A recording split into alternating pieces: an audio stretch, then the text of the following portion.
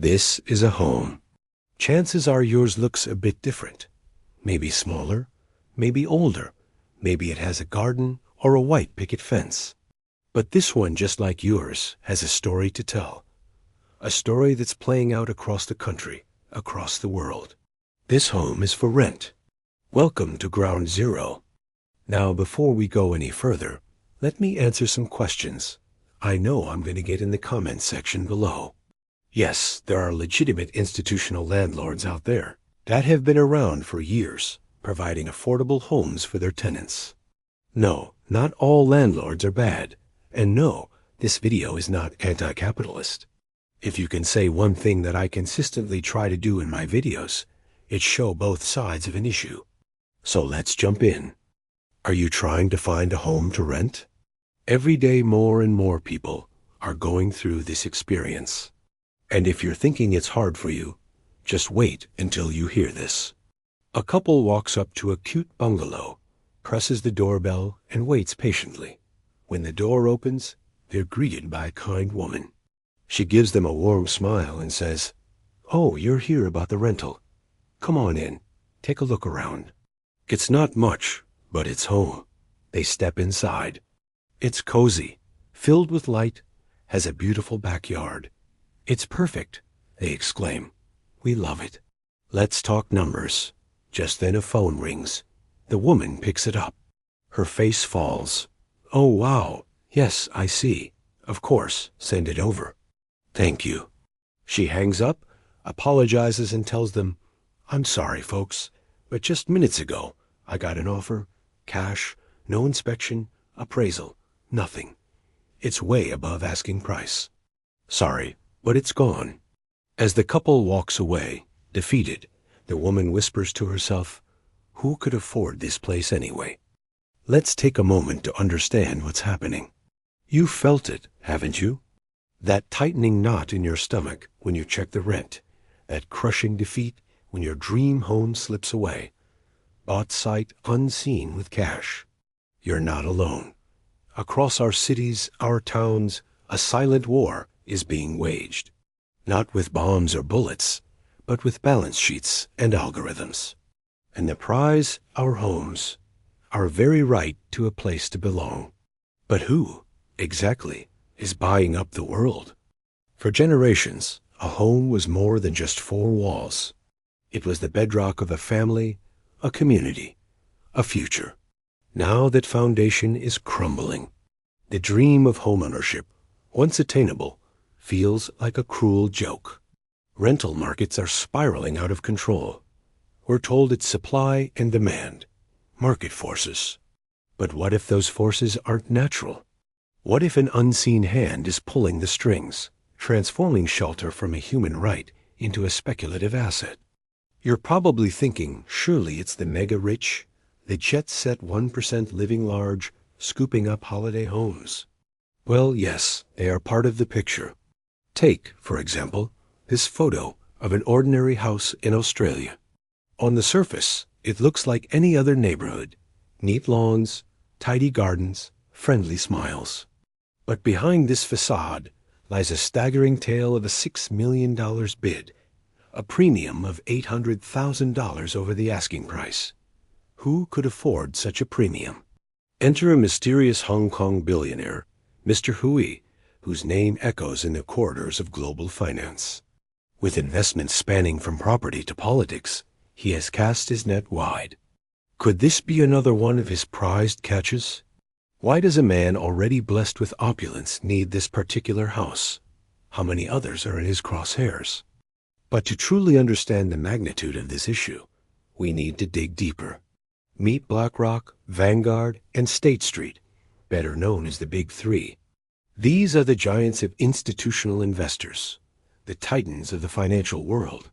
With assets under management totaling nearly $14 trillion, they hold the keys to vast fortunes. Their reach is far-reaching, touching nearly every aspect of our financial lives. But what drives these behemoths to invest billions in residential real estate? Is it simply about diversification, or is there a hidden agenda? As we peel back the layers, we uncover a story of colossal proportions. For instance, between 2019 and 2021, BlackRock alone invested $14 billion into single-family homes. That's $14 billion in just 2 years. But what does this mean for the average homeowner or renter? Is this investment a harbinger of soaring rental prices, making the dream of homeownership a distant memory? Delving further, we encounter Invitation Homes, the poster child of corporate landlords. With over 80,000 single-family homes in their portfolio, this subsidiary of Blackstone is reshaping the rental landscape.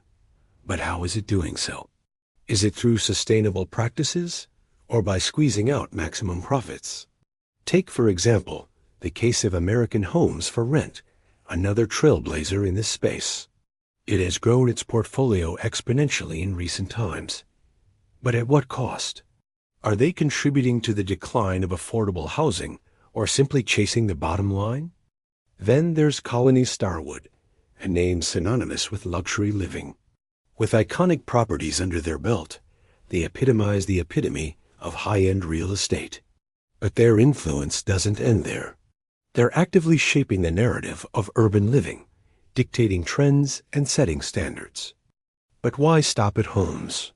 They're investing in entire communities. Take the massive master-planned communities developed by D.R. Horton, the largest home builder in the United States.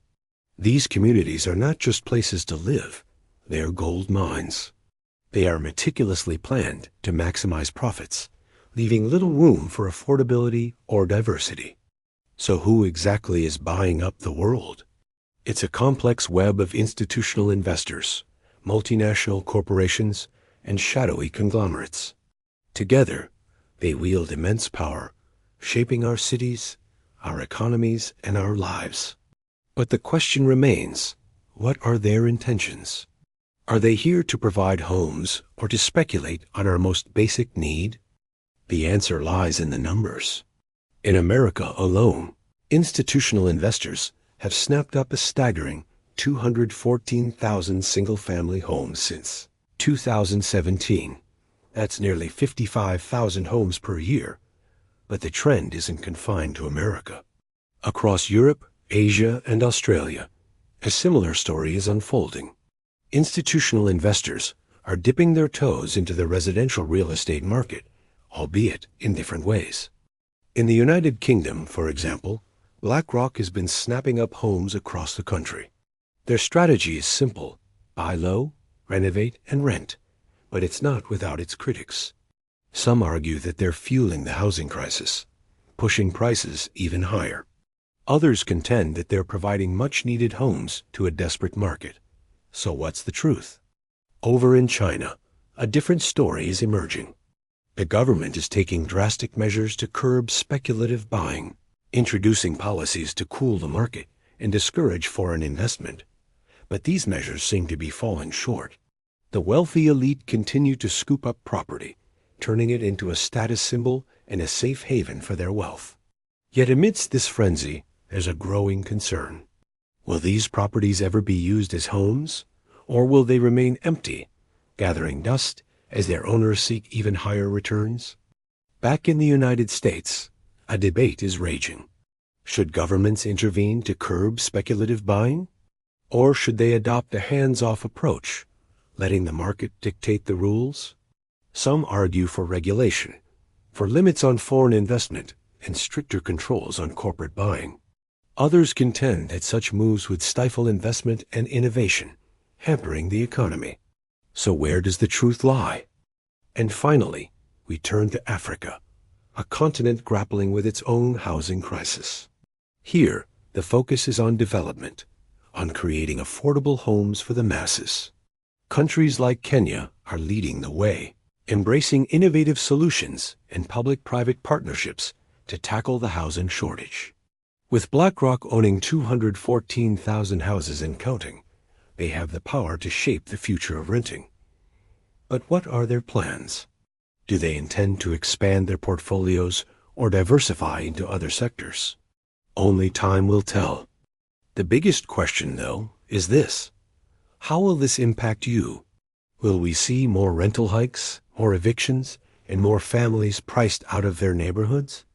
Or will we witness a shift towards more sustainable, equitable, and transparent housing policies? Welcome to the future of Ground Zero, the algorithmic grip. Algorithms, those invisible sets of rules governing the digital age, are now stepping into the housing market. Once confined to the realms of online shopping and social media feeds, they're now dictating rental prices, optimizing tenant turnover, and identifying neighborhoods primed for acquisition. But what does this mean for you? Are we handing over the keys to our homes to cold, calculating code? Have you ever browsed property listings online? It seems like a simple search, a few clicks and voila, the perfect home is at your fingertips. But what if this convenience comes at a cost? Every click, every view is tracked, analyzed, and stored in a vast database. Your likes, your searches, even your hesitations are recorded. But why? Is it to serve you better or to build a detailed profile of your housing needs and preferences? And now brace yourself for the inevitable. Tailored ads following you across the web. Targeted emails pitching properties that match your criteria. Rental recommendations based on your browsing history. It's a digital dance of precision marketing, a ballet of algorithms designed to nudge you towards the perfect rental. But who really benefits from this efficiency? The landlords or the tenants? What's happening in the world of real estate is nothing short of a technological revolution. Smart homes are becoming the norm, equipped with sensors, data trackers, and automated systems that gather a trove of information. Every appliance you use, every light you switch on provides data. It's a treasure trove for landlords looking to maximize efficiency, comfort, and of course, profit. But as we navigate this brave new world, we must tread carefully. Are we sacrificing our privacy, our autonomy, and our sense of security at the altar of convenience and efficiency? Or are we simply embracing the inevitable march of technology? Who's buying up the world? It's not just individual actors, but a complex interplay of institutional investors, multinational corporations, and sophisticated algorithms. Together, they're reshaping the very definition of homeownership, turning shelter into a commodity and a financial asset. So what can we do? Awareness is the first step, understanding the players and the mechanisms that drive this market. The next is action. It's time to rewrite the rules, to demand transparency, accountability, and fairness. The home is more than bricks and mortar. It's a fundamental human right, a cornerstone of our society. It's time to reclaim it. The housing crisis is not an accident. It's a consequence of deliberate choices, of policies that prioritize profit over people.